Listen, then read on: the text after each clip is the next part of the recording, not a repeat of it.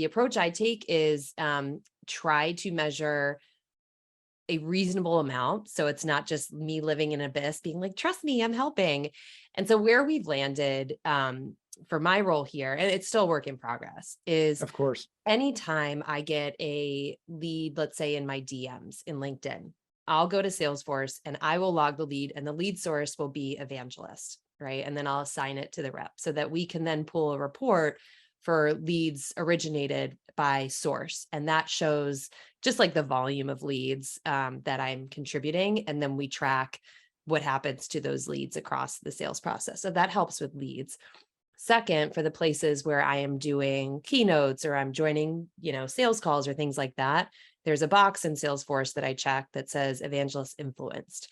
And then the activity is logged by the individual AE, and I'm tagged on that. But that again allows us to then say, outside of just leads originated, where are the opportunities where Jen is involved? And can we notice a delta between opportunities where Jen is involved versus Jen is not? And then that rolls up into a macro report that's just called like Evangelist influenced opportunities. And so at the point today, I'll share with you, there's 5 million in Evangelist influenced opportunities.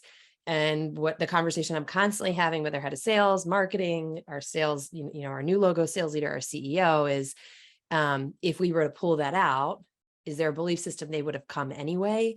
Or can we make a point that these were people who wanted to have that initial safe conversation, or these were deals where maybe they were struggling or they're stuck, and we can observe there's a different outcome as a result of that. So it requires a lot of humility, honestly, because it's so easy to be like, yes, I influenced everything. But sometimes we need to step back and say, look, this is a customer who was going to buy anyway. I was part of the conversation, but whether or not I had been there wouldn't have been the deal breaker. But I think it's important to look at the influence that we have, even though the podcast, I have no idea who these listeners are. I cannot tell you if those people come in. So the last thing, sorry, I just forgot, is I finally got our company to change the how did you hear about us from a drop down to a free form, so that we can understand where is that demand being created as opposed to where it's being captured. So that's how I think about it. But like I said, work in progress, plenty of room for improvement.